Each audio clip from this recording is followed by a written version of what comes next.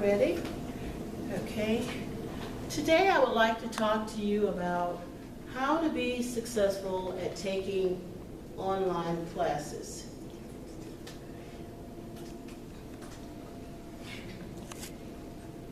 It's been a blessing for me to have access to online learning. It seems to work very well for non-traditional, busy professionals and students who want to advance in their careers. I would like to share tips on how to be successful taking online classes, and our discussion points will be number 1, time management, balancing personal obligations, study time, and importance of sleep, which is the 3rd point. As for time management and balancing personal obligations, time management is super important when taking online classes. Online students need to take responsibility for their learning and yet be proactive in their studies.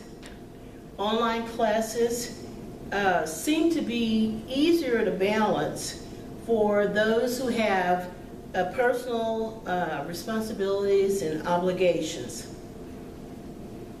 Most of our students nowadays, especially non-traditional, the busy professional, and even those who want to advance in their careers, have families, they have full-time jobs, and it's not always that easy to attend, say, an in-person class.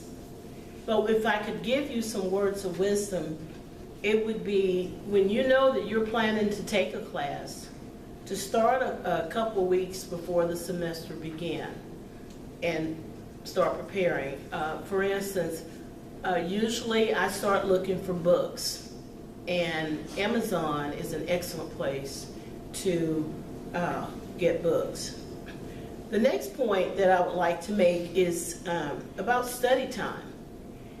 Study habits will vary for most students. You have some that are morning people, some that are night owls, but you know, study time is going to pretty much decide whether we are successful in any class, but for certain in an online class. We need to designate study time that is distraction-free. Try to escape in-home interruptions if possible. And just remember, you get out what you put in. And then there's sleep that we said is vital to academic success. Some tips here might be: go to bed early, and when you're in bed, use that time for sleep only. Not there to watch TV or to eat or other things that you might want to do in bed, but when you're there, try to make sure you're there for sleep only.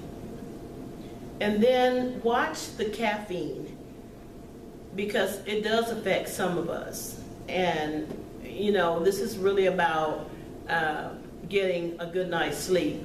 My latest saying is that sleep is a beautiful thing, and it really is. If you think it's not, just try to go without sleep. Try to wind down if you can from the day about 15 to 30 minutes early before you go to bed, and then don't go to bed hungry. In conclusion, I would just like to say, just kind of go over some of the points that we've talked about today. The importance of time management, take responsibility for learning. Also, study time is super important. You get out what you put in. And then we spoke about sleep being vital to academic success. Let me be the first to say it is a lot easier said than done. But remember, we must protect what we've contributed thus far to our higher education. Thank you.